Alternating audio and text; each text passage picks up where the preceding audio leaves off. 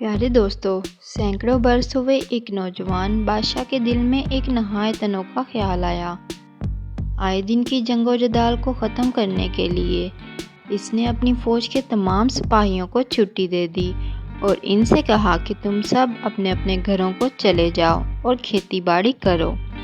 چنانچہ تمام سپاہی اپنے اپنے گاؤں روانہ ہو گئے، لیکن ایک سپاہی ایسا تھا جس کا نہ تو کوئی رشتہ دار تھا اور نہ کھیت۔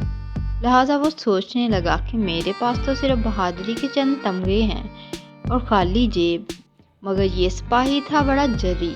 چنانچہ وہ اپنی قسمت پر بھروسہ کر کے چل پڑا۔ راستے میں بہت سے جنگل اور پہاڑ ملے، لیکن یہ اپنی دھن میں مگن گاتا ہوا آگے بڑھتا گیا۔ وہ طرح طرح کے خواب و خیالوں میں مبتلا ہوتا رہا۔ کبھی وہ یہ تصور کرتا کہ اس نے بادشاہ کے دشمنوں کو مغلوب کر لیا ہے، اور پھر یہ تصور کرتا کہ بادشاہ بذات خود اس کا شکریہ ادا کر رہا ہے، لیکن اس خواب خیالی کے باوجود بھی کام کی ضرورت ہوتی وہ فوراً دوڑ پڑتا۔ ایک جگہ پر ایک بھیڑیا بکری کے ایک بچے کو پکڑنے کے لیے جھپٹا تو سپاہی فوراً کھانس پڑا اور بکری کے بچے کو تیزی سے اپنی گود میں اٹھا لیا۔ بھیڑیا بھاگ گیا۔ بکری کا بچہ جس کسان کا تھا وہ بھی دوڑتا ہوا وہاں آ پہنچا اور سپاہی کا شکریہ ادا کرنے لگا۔ اس طرح ایک گھوڑا لگام تڑا کر وہاں کھڑا ہوا۔ ہر طرف بھگدڑ مچ گئی۔ سپاہی نے تیزی سے دوڑ کر گھوڑے کو پکڑ لیا۔ اس دلیری کو دیکھ کر ہر شخص سپاہی کی تعریف کرنے لگا۔ ایک روز سپاہی نے دیکھا کہ ایک نہایت بوڑھا آدمی ایک بڑی بھاری گٹھری اٹھائے چلا جا رہا تھا، مگر گٹھری اتنی بھاری تھی کہ بوڑھا دھرا ہوا جا رہا تھا۔ سپاہی نے لپک کر بوڑھے سے کہا، لائیے بڑے میاں، میں آپ کا یہ سامان اٹھا دوں، میرے بازو آپ سے زیادہ مضبوط ہیں۔ یہ کہہ کر سپاہی نے گٹھری اٹھا لی اور بوڑھے کو بازار تک پہنچا دیا۔ یہاں پہنچ کر بوڑھا بولا، برخوردار، میرے پاس تم کو دینے کے لیے پیسے تو ہیں نہیں، جب سامان بیچوں گا تب کہیں پیسے ملیں گے۔ اس پر سپاہی بولا، مجھے کسی انعام کی ضرورت نہیں، یہی کیا کم ہے کہ میں آپ کے کام آ سکا۔ یہ جواب سن کر بوڑھا بڑا خوش ہوا، کہنے لگا، بہرحال میں تم کو ایک تحفہ دیتا ہوں۔ یہ کہہ کر اس نے اپنی گٹھری میں سے ایک جوڑا جوتے نکالے اور سپاہی کو دیتے ہوئے کہا، ان جوتوں میں ایک خاص صفت ہے، میں تم کو بتا دیتا ہوں کہ انہیں کس طرح استعمال کیا جاتا ہے۔ سپاہی نے جوتے لیے، پھر بوڑھے نے سپاہی کے کان میں کچھ کہہ دیا۔ اس کے بعد سپاہی وہاں سے روانہ ہو گیا۔ تھوڑی دیر میں وہ ایک گھنے جنگل میں پہنچ گیا۔ جنگل میں ایک درخت کے پاس اسے ایک شکاری بیٹھا دکھائی دیا۔ سپاہی نے شکاری کو سلام کیا اور کہا، کیا تم بھی میری ہی طرح کے کوئی سپاہی ہو جو اپنی قسمت آزمائی کے لیے آ نکلے ہو؟ اس پر شکاری بولا، تم نے جو کہا وہ کسی حد تک صحیح ہے، آؤ میرے پاس بیٹھو اور اپنے بارے میں بتاؤ۔ چنانچہ سپاہی اور شکاری بڑی دیر تک باتیں کرتے رہے۔ سپاہی نے اس عرصے میں خوب ہنسی مذاق بھی کیا۔ پھر سپاہی بولا، بھائی مجھے تو بڑی بھوک لگی ہے، تم کدھر جا رہے ہو؟ شکاری نے کہا، کیا بتاؤں، میں تو اس جنگل میں راستہ ہی بھول گیا ہوں۔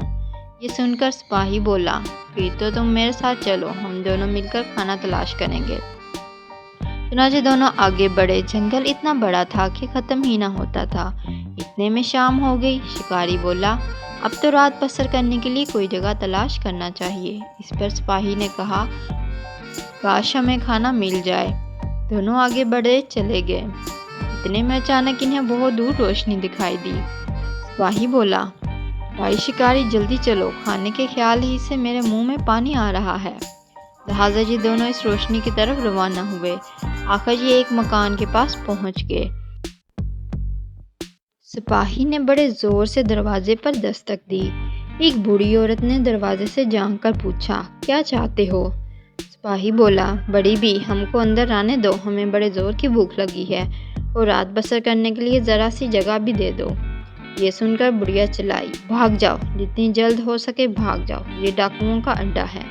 اس پر سپاہی بولا، بڑی بھی، اگر ڈاکوؤں نے نہیں مارا تو بھوک سے مر جاؤں گا، بات وہی ہوگی، میں آ رہا ہوں۔ شکاری نے سپاہی کو روکنا چاہا، مگر سپاہی نہ مانا، کہنے لگا، یار گھبراؤ نہیں، میں اپنی اور تمہاری دونوں کی حفاظت کرنا جانتا ہوں۔ ادھر بڑھیا کو ان دونوں مسافروں پر ترس آ گیا، چنانچہ اس نے انہیں آنے دیا، مگر اس نے کہا تم دونوں جلدی سے چولہے کے پیچھے چھپ جاؤ، جب ڈاکو آ کر چلے جائیں گے تب میں تم کو کھانے پینے کو دے دوں گی۔ لہٰذا یہ دونوں چولہے کے پیچھے چھپ گئے۔ شکاری بولا ارے یہاں تو بڑی گرمی ہے۔ اس پر سپاہی بولا مجھے تو گرمی کی پرواہ نہیں، ہاں بھوک نے میرا دیوالیہ نکال رکھا ہے۔ اتنے میں بڑھیا آ کر بولی چپ ہو جاؤ، وہ لوگ آ رہے ہیں، خبردار اگر جان عزیز ہے تو ذرا بھی آواز نہ نکالنا ورنہ مارے جاؤ گے۔ بڑھیا کے یہ کہتے ہی دھڑام سے دروازہ کھلا اور بہت سے آدمیوں کے چلنے کی آواز سنائی دی۔ ڈاکو اندر داخل ہو گئے۔ ڈاکوؤں نے بڑھیا سے کھانا مانگا۔ جب تک بڑھیا کھانا لائے اس وقت ڈاکوؤں نے گانے اور چیخنے چلانے کا سلسلہ جاری رکھا۔ اتنے میں بڑھیا کھانا لے آئی اور ڈاکوؤں کو کھانے پر ٹوٹ پڑتے دیکھا۔ ادھر سپاہی کا بھوک سے برا حال ہو رہا تھا۔ چپکے سے شکاری سے بولا یار میں نے اب برداشت نہیں کر سکتا، میں تو باہر نکلتا ہوں۔ اس پر شکاری نے کہا ایسا غضب نہ کرنا، ہم دونوں کی جانیں چلی جائیں گی۔ شکاری نے سپاہی کو روکنے کی بہت کوشش کی، مگر اتنے میں سپاہی کو اس زور کی چھینک آئی کہ وہ ضبط نہ کر سکا۔ چھینک کی آواز سن کر ڈاکوؤں کے کان کھڑے ہو گئے۔ سب چلانے لگے یہ کون ہے، پکڑ لو، جانے نہ پائے، جاسوس ہے۔ چنانچہ تھوڑی ہی دیر میں سپاہی اور شکاری دونوں کو ڈاکوؤں نے پکڑ لیا اور ڈاکوؤں کے سردار کے پاس پیش کیا۔ ڈاکوؤں کے سردار کی ایک آنکھ پر کالی پٹی چڑھی تھی، جس کی صورت بڑی ہولناک تھی۔ وہ بڑے غصے میں چلایا اچھا تم جاسوسی کر رہے تھے، تم ہماری جاسوسی کر رہے تھے، جانتے ہو ہم جاسوس کے ساتھ کیا کرتے ہیں؟ یہ سن کر سپاہی بولا پہلے ہم کو کچھ کھانے کو دے دو، اس کے بعد جو جی چاہے کرنا، بھوک سے میرا برا حال ہو رہا ہے۔ ڈاکوؤں کا سردار یہ غیر متوقع جواب پا کر بڑا متاثر ہوا، کہنے لگا سپاہی تمہاری ہمت کی میں داد دیتا ہوں۔ پھر اس نے حکم دیا کہ ان دونوں کو کھانا دیا جائے۔ چنانچہ سپاہی اور شکاری دونوں کھانا کھانے لگے۔ سپاہی نے تو خوب ڈٹ کر کھایا، مگر شکاری پریشانی کی وجہ سے کھا نہ سکا۔ جب سپاہی کھا چکا تو ڈاکوؤں کا سردار بولا بس اب تمہارا وقت ختم ہو گیا۔ یہ کہہ کر وہ سپاہی کی طرف جھپٹا اور دوسرے ڈاکوؤں بھی لپکے۔ سپاہی نے جو یہ دیکھا تو وہ کود کر کھڑا ہو گیا اور اپنے دونوں جوتوں کی ایڑیوں کو رگڑنے لگا اور اس کے ساتھ بولا الٹا جوتا سیدھا پاؤں۔ یہ الفاظ سپاہی کو اس بوڑھے نے سکھائے تھے، جس کی گٹھڑی سپاہی نے اٹھا دی تھی اور جس کے صلے میں سپاہی نے بوڑھے کو ایک جوڑا جوتے دیے تھے۔ چنانچہ سپاہی کے منہ سے ان الفاظ کا نکلنا تھا کہ تمام ڈاکو جس جگہ تھے وہیں ساکت ہو گئے، ان کے پیر زمین میں چپک گئے، معلوم ہوتا تھا جیسے ان کو سانپ سونگھ گیا ہو۔ شکاری نے حیران ہو کر سپاہی سے پوچھا ارے یہ تم نے کیا کر دیا؟ سپاہی بولا میں نے ان کو طلسم میں جکڑ دیا ہے۔ شکاری نے پوچھا یہ لوگ کب تک اس حالت میں رہیں گے؟ سپاہی نے کہا جب تک میں انہیں آزاد نہ کر دوں۔ شکاری بولا بھائی سپاہی تم نے تو واقعی کمال کر دیا، چلو اب یہاں سے بھاگ چلیں۔ یہ سن کر سپاہی ہنس کر بولا جلدی کی کیا ضرورت ہے، یہ تو اپنی جگہ سے ہل بھی نہیں سکتے، آؤ اچھی طرح کھا پی لو۔ چنانچہ بڑھیا خوب گرما گرم کھانے لے آئی اور دونوں نے خوب سیر ہو کر کھا پی لیا۔ پھر سپاہی بولا اب چلو، دونوں پھر روانہ ہو گئے۔ شکاری نے پوچھا اب کہاں چل رہے ہو؟ سپاہی نے کہا اب کسی قریبی شہر چلتے ہیں، وہاں خوب تگڑے تگڑے آدمیوں کو لے آئیں گے تاکہ ان ڈاکوؤں کو گرفتار کر لیں۔ جب یہ لوگ شہر پہنچ گئے تو شکاری نے ایک جگہ رک کر انتظار کرنے لگا اور سپاہی نے جا کر اپنے پرانے ساتھیوں کو اکٹھا کر لیا۔ پھر یہ لوگ ڈاکوؤں کے مکان پر پہنچ گئے۔ ڈاکو بھی ابھی تک اسی حالت میں ساکت تھے۔ سپاہی کے ساتھیوں نے کہا چلو ان کو رسیوں سے باندھ لیں، دیر کرنے کی کیا ضرورت ہے، تم لوگ پہلے کچھ کھا پی لو۔ سپاہی نے کہا، لہٰذا سب کھانے کے لیے بیٹھ گئے۔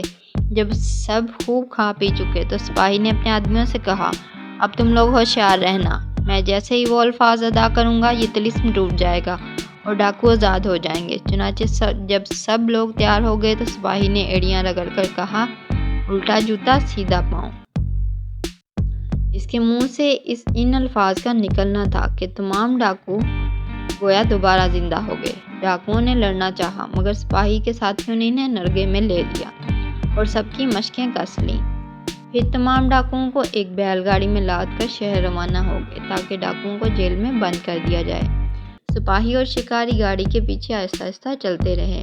جب یہ دونوں شہر پہنچ گئے تو دیکھا کہ شہر کے لوگ ہار، پھول اور جھنڈے لیے استقبال کر موجود تھے۔ پوچھنے پر ایک شخص نے بتایا کہ آج بادشاہ سلامت شہر کا معائنہ کرنے آ رہے ہیں۔